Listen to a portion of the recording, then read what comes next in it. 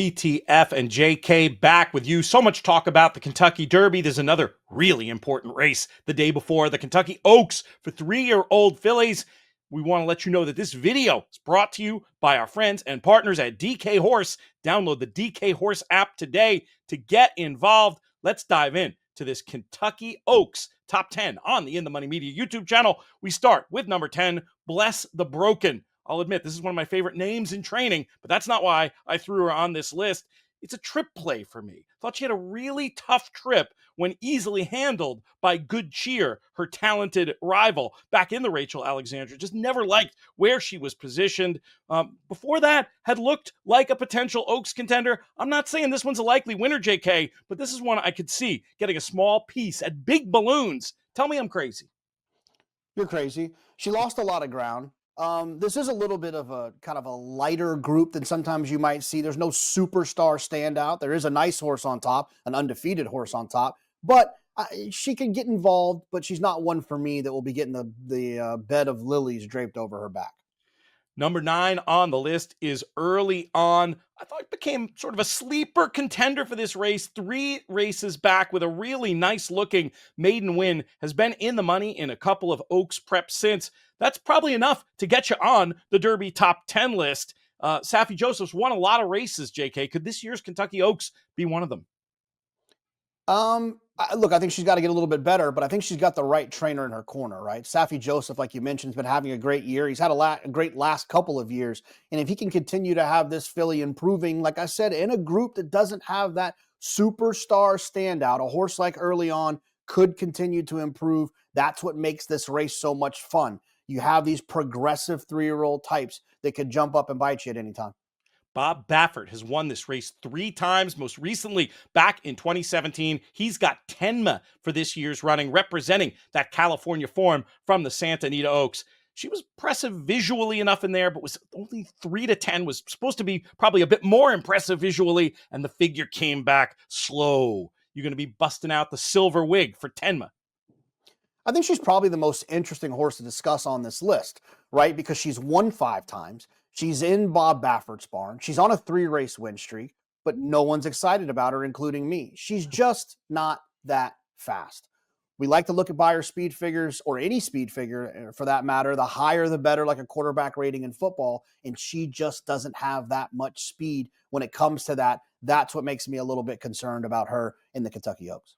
Number 7 on the list is Ballerina Doro, the Gazelle winner, life and death that day at odds on in a race that didn't impress the eyes nor the clock. Does have a 9-furlong win as a 2-year-old. Can she get to the level required for a test like the Kentucky Oaks? Well, she has a 9-furlong win as a 2-year-old. She also has one as a 3-year-old. All of these horses, or a lot of these horses, will be taking that test of 1 1/8 for the first time, very similar to the boys going 1 1/4 for the first time. But Ballerina D'Oro, she's passed that 9-furlong test twice. That's definitely something that goes in her corner. She also has future Hall of Famer Chad Brown in her corner as a trainer. She's one I could see definitely jumping up, running down the middle of the track, improving, running her best lifetime race on the first Friday in May.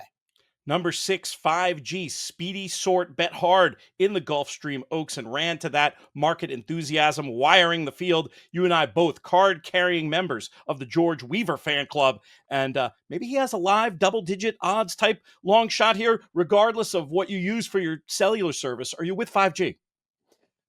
Look, I like 5G, especially for cellular service as well. 5G is one who has a fast number, did it in a great fashion wire to wire. Like you mentioned, loved George Weaver. There's also this connection here with George Weaver and the stallion Vekoma. He trained Vekoma. Vekoma had a bunch of really good 2-year-olds. Well, when you have a bunch of good 2-year-olds, that usually means you have a bunch of good 3-year-olds as well. They can progress forward.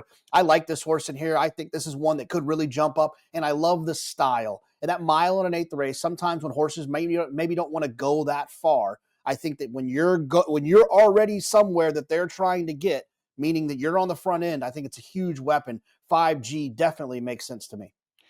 Kenny McPeak trained last year's winner of this race, the Super Filly, the horse of the year, Torpedo Anna. He's back with number 5 on our list. Take Charge, Milady. This horse maybe was a little bit pace compromised in the Ashland behind the loose leader last time and ran on pretty well in the manner of one who might appreciate that more ground you were referring to, has plenty to find on figures and form with the top ones, but definitely needs to be discussed. Is Take Charge Milady a contender or a pretender? Well, look, Kenny McPeak can't repeat what he did last year, winning the Kentucky Oaks with Torpedo Anna and the Derby with Mystic Dan, if he doesn't start off this Friday with Take Charge Milady. This feels like a heavier lift than last year. Look, I think this horse is interesting. She's got okay numbers. She's going to be closing into what would think would be an honest pace when you look through here. There's a lot of horses that like to be forwardly placed. And like we said, Kenny McPeak knows how to win this race, knows how to win big races. I think she's interesting. She's more of an underneath use for me. I'm not crazy about closers and dirt routes, but I do think she does have a chance in here. Number 4 on the list is Simply Joking. An unexposed filly, really broke through in the fantasy, giving Quiet Side all she could handle. Was loose on the lead there, though, and Quiet Side still got her. So do you look at the few starts she's had and say she can still improve? Or is this the type of deal where you say, if she didn't beat Quiet Side that day, she ain't going to beat her? She was loose, but it was, it was her first start off a little bit of a break. It was only her third career start. I like Whit Beckman. I think he does a great job. He's got a great pedigree for some of the trainers, great trainers that he's worked with and for. And I really do think that Simply Joking makes a lot of sense as a horse that will continue to progress. I like her style. And I also like the fact that she doesn't just make the lead. She runs a little bit to make the lead in her start. She's got some real tactical speed. I think the draw is going to be extremely important for Simply Joking. We're going to have videos about the draw of the Kentucky Oaks. I'm sure we'll be covering the Kentucky Derby, obviously, in a video as well. Best way to get all that content, make sure you subscribe to the In the Money Media YouTube channel. We're on our big push for our next subscriber goal, which is going to be 12,500. We're going to get there before the Kentucky Derby with your help. Make sure you go to our YouTube page and click that subscribe button. You can put on notifications. And hey, if you like what you're watching, go ahead and hit that thumbs up for us as well in the Money Media YouTube channel. Number 3 on the list is Lacara, the upset winner of the Ashland. This one has done her best work when able to secure a lead and will be a pace player in the Oaks. So as we've said, lots of other pace in here. Stepped up big time. Last time is going to have to step up big time again. Can she do it? She's got a lot of experience, right? This will be her 10th start. I thought she ran well. The Ashland's a little bit tricky. It's one of my favorite races, a grade 1 Ashland. But it is a short stretch, mile and a 16th, which sometimes can give misleading results. I think I'll try to beat her here off of that performance. She's going to have to take a step forward, and she's got a lot of inconsistency as you look through her past performances. And Mark Cassie's just been on a real heat streak. And I think that sometimes when horses find themselves into to a hot streak for a trainer, there are great opportunities to bet against next time out. In a lot of years, number 2 Quiet Side might even be the favorite anti-post heading into a race like the Kentucky Oaks. She's really not at all far behind the top one on our list in figures and form, and is yet going to be a multiple of that one's price, at least if you look at what they're doing internationally. Her great sin, I suppose, is that she's had the temerity to lose a couple of times compared to the top one, but has won the last 2 and shown real tenacity in battling down the lanes. And on the rare occasions when she has disappointed, I think she's had trip excuses. How serious are you about Quiet Side? Very serious. I think that she arguably could be on the top of this list, despite the fact that the leader on this list is undefeated. Quiet Side is one where I gave her a lot of credit for what she did as a 2-year-old at Saratoga. If you can accomplish big things at Saratoga as a 2-year-old, win maiden races, be competitive in stakes races, it says a lot about your quality and your talent.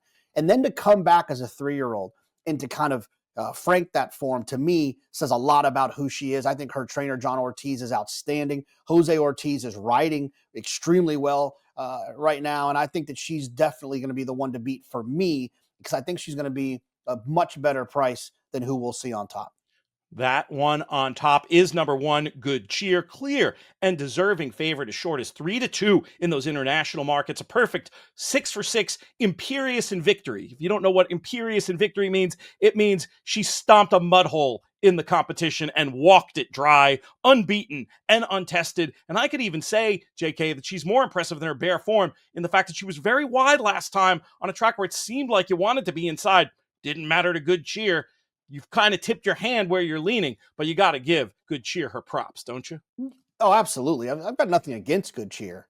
except for the fact that no one else is going to have anything against Good Cheer. She's going to be a very short price, deservedly so, but I do think that there's going to be some opportunities while you have these progressive 3-year-olds that are improving and changing overnight at sometimes. I think there's going to be an opportunity to try to beat her. Am I going to try to beat her in multi-race wagers, pick 6s, pick 5s, not using her in doubles and things like that? No, not at all. I think she's definitely one that you want to consider. And I actually think she is getting better. She just has to take that next step forward. But sometimes in races like this, these undefeated horses that just don't like to lose, that doesn't change come the first Friday in May. There you have it, in the Money Media Top 10 Oaks video. Subscribe to the channel for much more racing content. And thanks once again to our partners at DK Horse. Download that DK Horse app to get involved today.